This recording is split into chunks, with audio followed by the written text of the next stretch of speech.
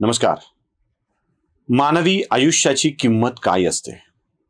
ते अमूल्य असतं, त्याची किंमत नसते. मानवी आयुष्यामध्ये जन्माला आल्यावरती, मानव रूप मिळाल्यावरती त्याला खूप काही करता येतं. अशी अनेक माणसं असतात जे आपलं आयुष्य लोकांच्या कल्याणासाठी घालतात. भारतामध्ये औषधाचं एक मोठं हब बनत चाललंय. भारत हा जगाला औषध देणारा देश म्हणून ओळखला जातो आहे. म्हणजे अगदी कोरोनाच्या लसीच्या बाबत तर आपल्याकडं जग आता अजूनही आशेनं बघत आहे. भारत फार्मास्युटिकल क्षेत्रामध्ये अगदीच उच्च पातळीवर जातोय. मंडळी, या फार्मास्युटिकलच्या प्रयोगांची चाचणी करण्यासाठी प्राण्यांवरती जशी केली जाते ना, तशी माणसांवरती देखील केली जाते. आणि याच चाचणीच्या मध्ये काय घोळ होतोय हे आपल्याला बघावं लागणार आहे. विषय राजकीय नाही आहे, एंटरटेनमेंट वाटावा असा अजिबात नाही आहे.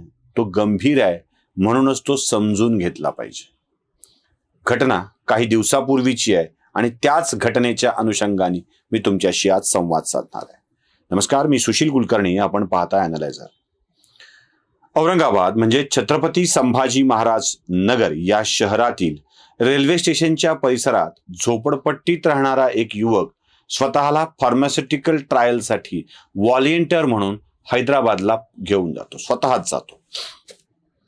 इथे मियापूर परिसरामध्ये क्लिनिकल ट्रायल घेणाऱ्या काही कंपन्या आहेत आणि या मियापूरमध्ये ट्रायल चालू असतानाच या तरुणाचा मृत्यू होतो.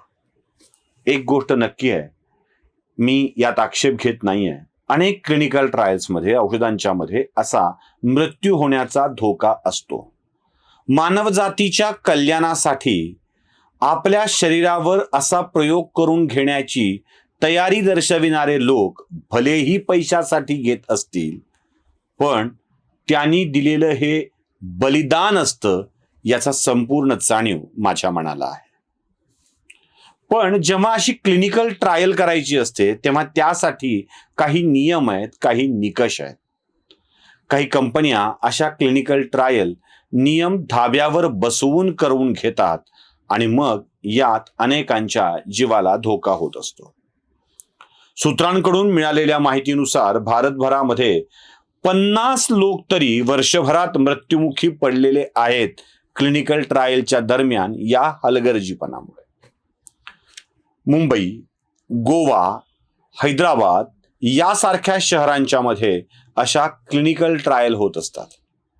अशा अनेक प्रयोगशाळा आहेत जिथे असे व्हॉलेंटियर्स बोलवले जातात, ज्यांच्यावरती औषधांच्या मात्रा दिल्या जातात.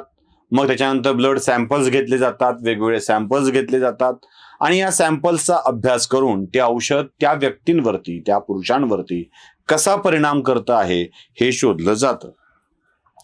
एक क्लिनिकल ट्रायल पूर्ण करण्याची सायकल औषधाप्रमाणे आहे.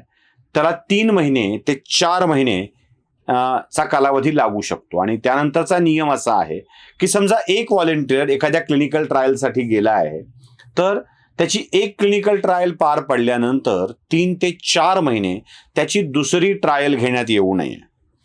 औरंगाबादचा जो रेल्वे स्थानक परिसरात राहणारा तरुण मृत्युमुखी पडलाय मियापूर नावाच्या एका क्लिनिकल ट्रायलच्या सेंटरमध्ये, त्याचा मृत्यू होण्याचं खरं कारण इथे दडलेलं आहे. मंडळी, काय आहे की याच्यावरती कंट्रोल ठेवायला, याची रेग्युलेशन तपासायला एक 2-4 सॉफ्टवेअर विकसित करण्यात आलेले आहेत. मुळात अपेक्षित असं आहे की वेगवेगळ्या क्लिनिकल ट्रायल घेणाऱ्या संस्थांच्याकडं एकच सॉफ्टवेअर असलं पाहिजे आणि त्या सॉफ्टवेअरमध्ये त्या व्यक्तीची नोंद झालेली असली पाहिजे. तो आला की त्या सॉफ्टवेअरमध्ये त्याचं नाव, आधार कार्ड, पॅन नंबर, जे काही त्याची ओळख आहे ती येईल आणि त्यानंतर त्याची क्लिनिकल ट्रायल पूर्ण होऊन दुसरा कालावधी पूर्ण होईपर्यंत दुसऱ्या कोणत्याही कंपनीनं त्याच एका व्यक्तीला परत क्लिनिकल ट्रायलसाठी घेतलं नाही पाहिजे. यासाठी वेगवेगळी सॉफ्टवेअर आहे. त्याच्यामध्ये एक आहे OVIS म्हणजे ऑनलाईन व्हॉलेंटियर आयडेंटिफिकेशन सिस्टीम, अशी एक नवीन सॉफ्टवेअर त्यात आलेला आहे. दुसरा आहे ब्ल्यू मीडिया. या सगळ्या सॉफ्टवेअरमध्ये आणि या सगळ्या सॉफ्टवेअरमध्ये नोंदी केल्यानंतर त्याची ओळख झाली पाहिजे. पण वेगवेगळ्या कंपन्या वेगवेगळं सॉफ्टवेअर वापरत असल्यामुळं अशा स्वरूपाचा क्लिनिकल ट्रायलसाठी आलेला रुग्ण आयडेंटिफाय होत नाही. आता या कंपन्या या व्हॉलेंटियर्सना, नाव व्हॉलेंटियर असलं तरीही पैसे देतात. हा सर्वांना माहीत असलेला व्यवहाराचा भाग. It's a open secret. आणि हे व्हॉलेंटियर्स पैसे मिळतात म्हणून क्लिनिकल ट्रायलच्या दरम्यान मध्येच दुसऱ्या एखाद्या कंपनीकडून पैसे घेऊन आपल्यावर त्याही औषधांची चाचणी करून घेत असतात. काय असते पद्धत बघा. त्यांना आत घेतलं जातं, तपासणी केली जाते, औषध दिले जातात, ब्लड सॅम्पल्स घेतली जातात आणि जेव्हा हे ब्लड सॅम्पल्स घेऊन त्यांना काही दिवस निगराणीखाली ठेवलं जातं, 3 ते 7 दिवस, कधी 1 महिना लागू शकतो. आणि हे सॅम्पल घेतल्यानंतर मध्ये एक ब्रेक असतो, गॅप दिला जातो.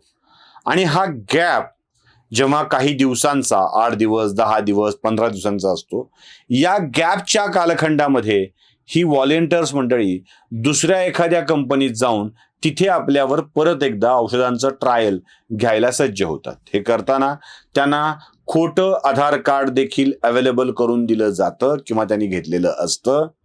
क्लिनिकल ट्रायलसाठी ह्युमन मिळणं आवश्यक आहे, माणूस मिळणं आवश्यक आहे. त्यासाठी काही कंपन्यांच्याकडून देखील हे उद्योग करून घेतले जातात. खास करून हैदराबादमध्ये खूप मोठ्या लॅबोरेटरीज असल्यामुळं इथे ते देखील घडत असतं. आणि अशा लोकांच्याकडून क्लिनिकल ट्रायल करून घेऊन त्यांच्यावरती वेगवेगळ्या औषधांच्या वेगवेगळ्या कालखंडामध्ये उपचारासाठीच्या ट्रायल घेतल्या जातात.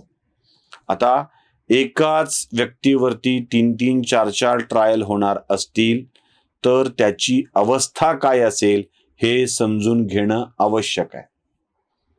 आणि हीच बाब खूप गंभीर आहे.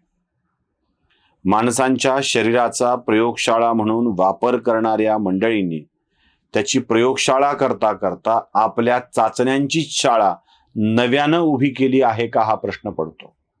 ज्या औरंगाबादच्या तरुणाचा मृत्यू झालाय त्याची बॉडी तरी औरंगाबादला त्याच्या कुटुंबियाच्या ताब्यात दिली आहे का हा मोठा प्रश्न आहे.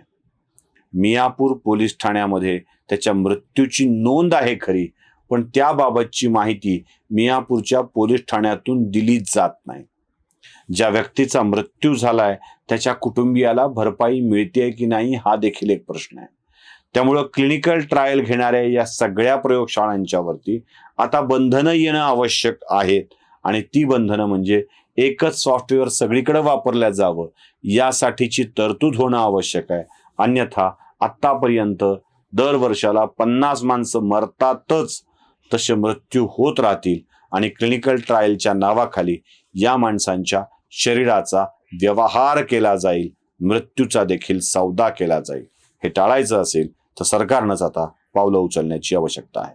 व्हिडिओ आवडला असेल तर लाईक, शेअर आणि सबस्क्राईब नक्की करा. धन्यवाद.